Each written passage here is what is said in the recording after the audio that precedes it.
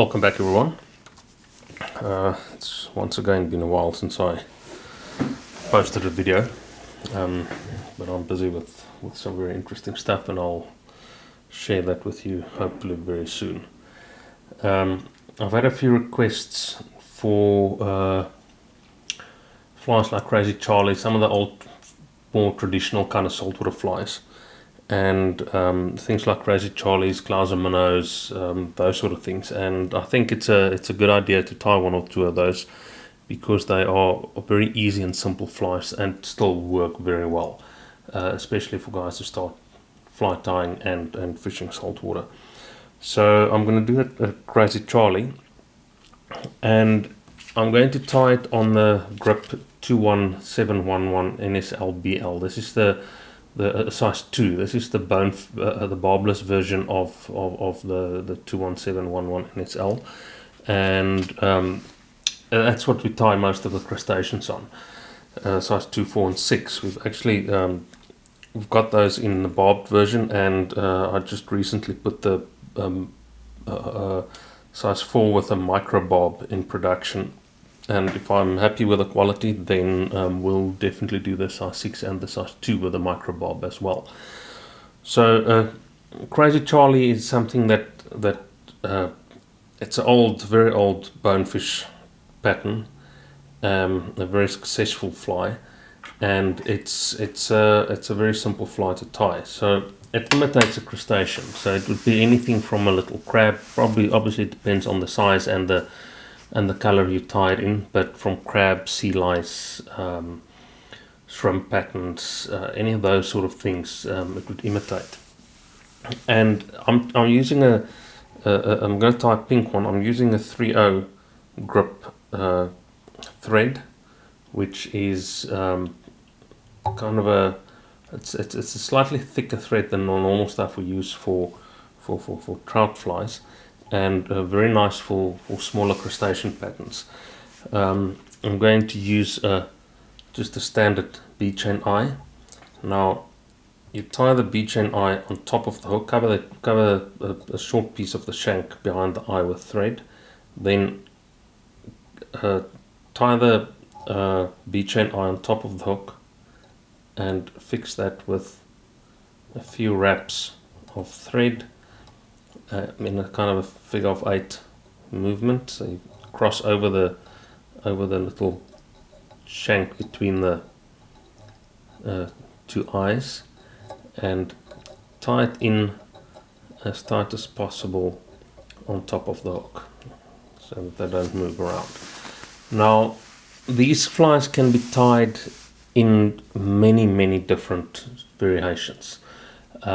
You can tie these, and especially when we fish places like the Seychelles, we tie them with brass tungsten dumbbell eyes. You can tie them with brass dumbbell eyes or the lighter bead chain eyes, depending on how and where you're going to fish them.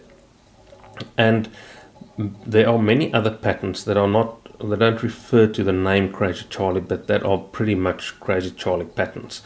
Those would be a very popular one as well. Would be a gotcha, which is tied with a craft's fur wing. Flies like the pillow talks, golden knights, which are very popular, seychellesflies. They're all crazycharlie patterns. It's just there's color variations in them and maybe a little bit of material variation. But other than that, the tying sequence, everything is exactly the same.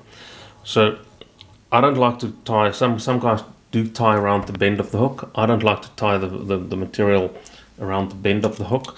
For the abdomen, you can use crystal flash, you can use flashaboo, you can use vinyl rib. There are many different materials that you can use for that, and you need to wrap the abdomen with some of the material. So I'm going to use a grip pearl braid, which is a kind of a braided flash material tied on top of the hook to the back. Make sure it's all in place there. Take the thread forward all the way to behind the eye. This is the material I'm going to use, pearl braid, and I'm just going to put a little bit of glue on that shank just to help hold those materials down. Now, like I say, there are many different materials. Some guys tie them with micro chenille. It depends on how flashy you want them. It depends on what you want them to do in the water. It depends on how clear the water is. If you fish very clear water, then I personally don't like to fish a too bright or too dark fly. That's why I prefer the normal kind of lighter pink and whites rather than the fluorescent colors. But it's also a personal preference. Depends on, there's many things. It depends on whether you've got a sunshine day or overcast day. It depends on a lot of things. This specific material comes in various colors. It's a very easy material to tie. If you're only going to use crystal flash, then normally you would tie about 6 strands of crystal flash in and twist them and then wrap them around the hook. So I'm just going to wrap this around the hook, use the vice's rotary function and wrap that all the way forward. Nice tight wraps next to each other, behind the eye, and then just unwind those thread wraps.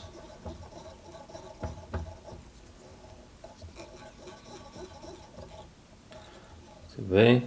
Now I always cover a little bit over the eye, so I make one wrap over the eyes, then one behind, and then one from the front over to the back, and then I tie the material off on the inside of the hook in front of the eyes. So 2 or 3 wraps. The nice thing about this material is that it tie off quite thin and neat. It doesn't leave any bulky spots where you struggle to tie other material onto.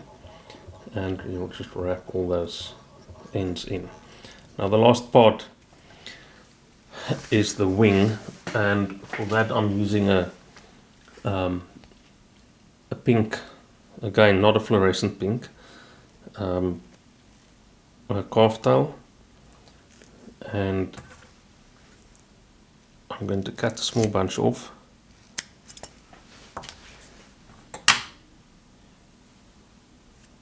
and pull all those short hair out. And then again from the front you want to make sure that wing is nice and even, so you don't want any hair to stick out that's not supposed to stick out. And so you try and get those ends a little bit more even, and you tie that length. I normally measure it, it's the same length of the hook, and then I just move it into place. Then it's a little bit longer than it will stick past the bend of the hook a little bit. You don't want it to stick past too far. And you tie that on top of the hook with a few neat wraps. You can cut that excess away. Now at this point you can decide what you want to do further, what else you want in this fly. Now some guys I always tie 2 or 3 strands of flash, so I'm using a pink UV flash that I tie in, or a matching color rather. So if you tie a tan one, then I would use the tan or even the grey UV flash. You can use the normal white as well. If you tie olive, then you use a kind of olivey UV flash. I prefer UV flash rather than any other kind of flash or color than the normal pull. I'll take one strand, fold that double, and cut the loop, and then I tie, just match that with the length, check the length. It's going to be a little bit too long, so you can cut it a little shorter. And how I tie it in is I wrap I fold the flash around the thread, and then just take the thread up. Let me just turn my vice back, tighten that a little bit, and just take it up on top of the fly right there. It's just an easy way of trapping that there, and you tie it in right there with a few neat wraps.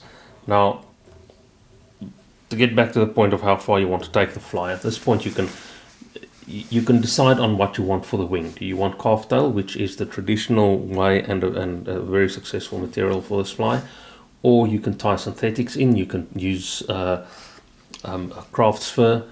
I'm not crazy about polar fiber, so I wouldn't use that. You want some material that has a lot of movement, and polar fiber tend to knot and trap a lot of sand in there. So I really don't like polar fiber. But craft's fur is very good. Calf tail obviously is a very good material, but you can also, if you want more of a crab imitation, tie 2 hackle tips in.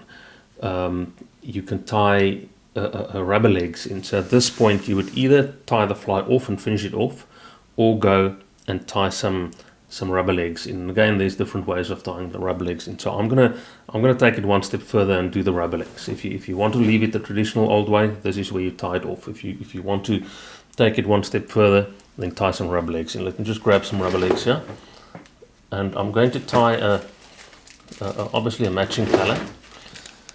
And this is a barred pink rubber leg, or silly leg rather. It's a very nice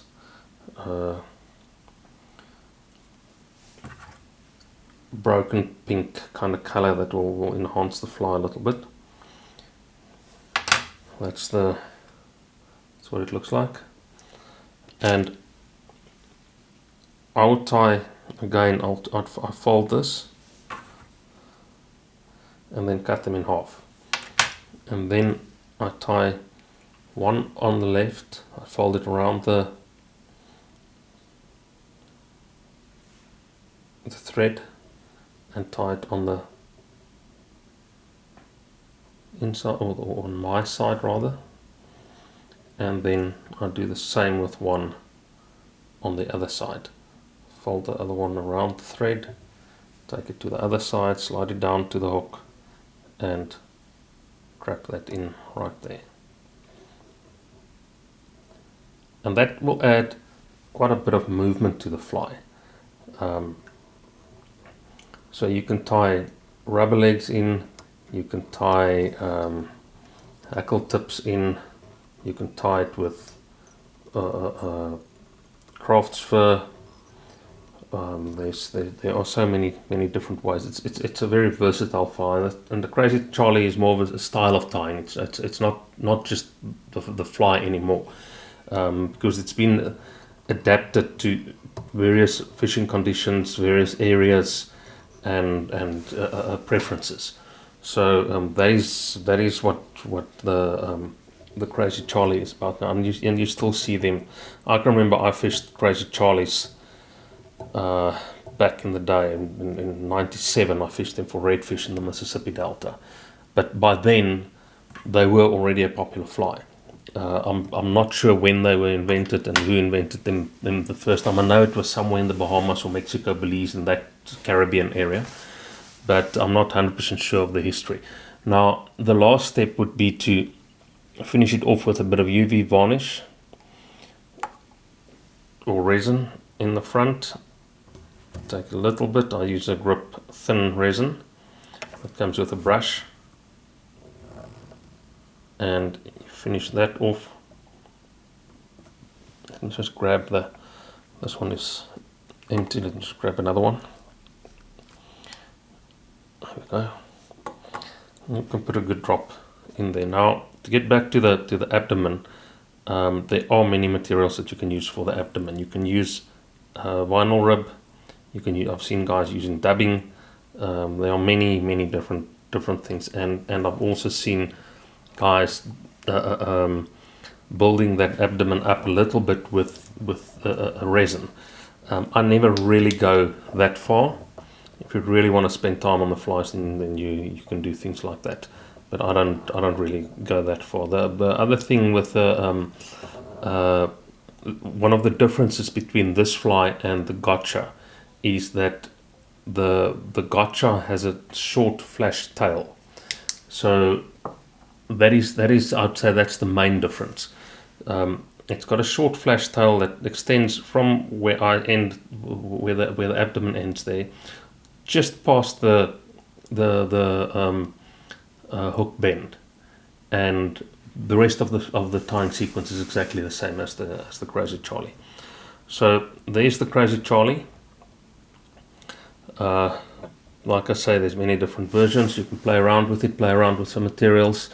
Always look at the depth that you will fish them in, because that will determine the type of eyes you use on them, and one of those flies that you always have to carry in your box.